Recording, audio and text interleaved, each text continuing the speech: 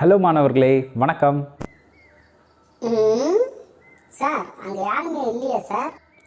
அங்கே பசங்க இருக்காங்க, தெரியலையா? அப்படியா? சரி, இன்னைக்கு என்ன சார் சொல்ல போறீங்க? இன்னைக்கு கதை சொல்லலான் இருக்கேன். உங்களுக்கு கதை பிடிக்குமா? ஐ, எனக்கு கதைனா ரொம்ப பிடிக்குமே. Jolly jolly. ஒரு பசுமையான கிராமம். இந்த கிராமத்தின் பெயர் சீனிவாசபுரம். இந்த கிராமத்தில் நிறைய மரங்கள் இருந்தது. அதே மாதிரி பார்த்திங்கன்னா நிறைய பறவைகளும் இருந்தது. இந்த கிராமத்தில் ராமசாமி, தமிழரசி இந்த தம்பதிக்கு 2 பசங்க இருந்தாங்க. அதில் பையன் பேர் பார்த்திங்கன்னா அகிலன். அகிலன் ரொம்ப பரந்த மனப்பான்மை கொண்டவர். யார் உதவின்னு கேட்டாலும் உடனடியாக உதவி செய்யக்கூடியவர். ஆனால் 2வது பையன் பேர் இனியன். இனியன் யாருக்கு எதுவுமே கொடுக்க மாட்டார். ரொம்ப கஞ்சத்தனம் கொண்டவர். இவங்க 2 பேரும் ஒரு நாள் பக்கத்து ஊரில் நடக்கக்கூடிய திருவிழாவுக்கு போகணும் அப்படின்ட்டு தயாராக இருக்கிறாங்க. இவங்க தயாராகும்போது இவங்க அம்மா சரி இவங்களுக்கு உணவு தேவை, ஆளுக்கு ஒரு உணவு பொட்டலத்தை கொடுக்குறாங்க. இவங்க 2 பேரும் தான் வீட்டை விட்டு கிளம்பி போகிறாங்க. போகிற வழியில் பார்த்திங்கன்னா ரொம்ப பசி எடுக்குது. அதனால் இவங்க 2 பேரும் ஒரு இடத்துல உட்கார்றாங்க. ஏன்னா இவங்க கடந்து போகணும், அந்த திருவிழாவுக்கு போகணும் அப்படின்னா ஒரு காட்டுப்பாதையை கடந்து தான் போய் ஆகணும். அதனால் இவங்க 2 பேரும் ஒரு இடத்துல உட்காந்துடுறாங்க. சாப்பிட்லான்னு போகும்போது அங்கே ஒரு வயதான முதியவர் வரார். அவர் நான் வழி மாறி வந்துட்டேன், எனக்கு இப்போ ரொம்ப பசி எடுக்குது, உங்கள்கிட்ட இருக்கிற உணவு எனக்கு பகிர்ந்து கொடுத்தீங்கன்னா என்கிட்ட இருக்கிற பொற்காசுகள் உங்களுக்கு தருவேன் அப்படின்னு சொல்கிறார். ஆனால் அகிலன் என்ன சொல்கிறார் அப்படின்னா, எங்களுக்கு பொற்காசுகள் எதுவும் வேண்டாம், நீங்கள் சாப்பிட்டு போகலாம் அப்படின்னு சொல்கிறார். சரி, இனியன் ஆனால் என்ன சொல்கிறார் அப்படின்னா, நீங்கள் பொற்காசுகளை கொடுங்க, நாங்கள் உங்களுக்கு உணவு தரோம் அப்படின்னு சொல்கிறார். சரி உட்காருங்க, எல்லோரும் 3 பேர் உட்காந்துறாங்க. அகிலன் தன்னுடைய உணவு பொட்டலத்தை ஓப்பன் பண்ணி பார்த்தா அவர்கிட்ட இருக்கிறது 3 சப்பாத்தி. இனியன் ஓப்பன் பண்ணால் அவர்கிட்ட இருக்கிறது 2 சப்பாத்தி. உடனே இனியனுக்கு கோவம் வரும் இல்லையா? ஏன் அகிலனுக்கு மட்டும் 3 சப்பாத்தி இருக்குது, எனக்கு மட்டும் 2 சப்பாத்தி இருக்குது, நான் வீட்டுக்கு போனோடனே எங்கள் அம்மாக்கிட்ட கேட்பேன் அப்படின்னு மனசுக்குள்ளேயே நினச்சிக்கிறாரு. இவங்க 3 சப்பாத்தியும் 2 சப்பாத்தியும் கூட்டும்போது எத்தனை சப்பாத்தி வரும்? 5 சப்பாத்தி இல்லையா? இந்த 5 சப்பாத்தியை 3 பேர் சமமாக பகிர்ந்து சாப்பிடணும். இது எப்படி சாத்தியம்? ஆமாம், சாத்தியம். ஒரு சப்பாத்தியை 3 சம பாகங்களாக வெட்டணும். அப்போது 5 சப்பாத்தியில் எத்தனை சமபாகங்கள் இருக்கும்? 15 சமபாகங்கள் இருக்கும்.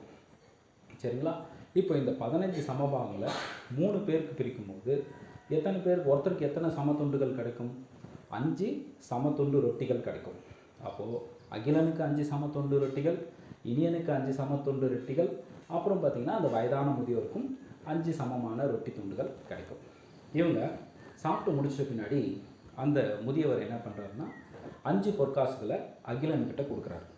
அகிலன் என்ன பண்ணுறாருன்னா, என்னுடைய சப்பாத்தி 3, அதனால் 3 பொற்காசுகள் நான் வச்சுக்கிறேன், இனியா இந்தா உனக்கு 2 பொற்காசுகள் வச்சுக்கோ அப்படின்னு கொடுக்குறாரு. இனி எனக்கு கோபம் வந்துடுது. அது எப்படி? உனக்கு பாதி எனக்கு பாதி தானே, உனக்கு 2 எனக்கு 2 அப்படின்னு சொல்கிறார். ஆனால் அகிலன் என்ன சொல்கிறான்னா, இந்த காயினை ஒரு காயினை 2ஆக உடைக்க முடியாதுப்பா, நம்ம 2 பேரும் பென்ஷனாக டவுனுக்கு போயிட்டு இந்த ஒரு காயினை விற்றுட்டு வரக்கூடிய பணத்தை ஆளுக்கு பாதி பாதி பங்கிட்டுக்கலாம் அப்படின்னு சொல்கிறார். ஆனால் இனியன் விடாப்படியாக இல்லை, எனக்கு இப்போயே வேணும் அப்படின்னு சொல்கிறார். உடனே என்ன ஆகுது அப்படின்னு பார்த்தீங்கன்னா, அந்த இடத்துல ஒரு வயதான பெண்மணி, அவங்க பேர் வசந்தி, அவங்க என்ன சொல்கிறாங்கன்னா, இது எல்லாத்தையும் கவனிக்கிறாங்க. இதுக்கான தீர்வை நான் சொல்லட்டுமா உங்களுக்கு அப்படின்னு சொல்கிறார். சரி, 2 பேரும் ஒத்துக்கிறாங்க. சரி சொல்லுங்கள் அப்படின்னு சொன்னோடனே, சரி அகிலன் உங்ககிட்ட இருந்த சப்பாத்தி எத்தனை? 3 சப்பாத்திங்க.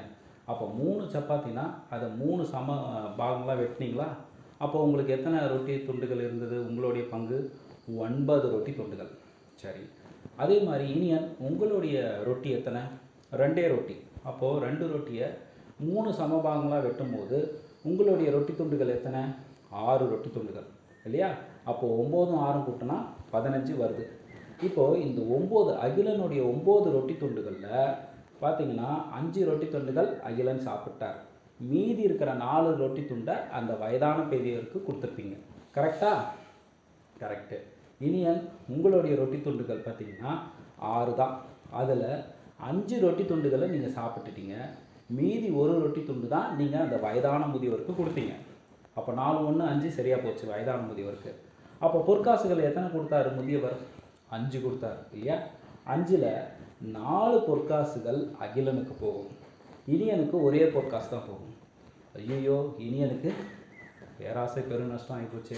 வந்ததே முன்ன 2 காயினாவது வந்தது, இப்போ ஒரே காயின் தான் வந்தது. மாணவர்களே, இப்போது இதே மாதிரி உங்களுக்கு ஒரு கணக்கு கொடுக்கட்டுமா? இப்போ சப்போஸ் அகிலன் 4 சப்பாத்தி வச்சுருந்தாருன்னு வச்சுக்கோங்க, இனியன் 3 சப்பாத்தி வச்சுருக்கிறார்.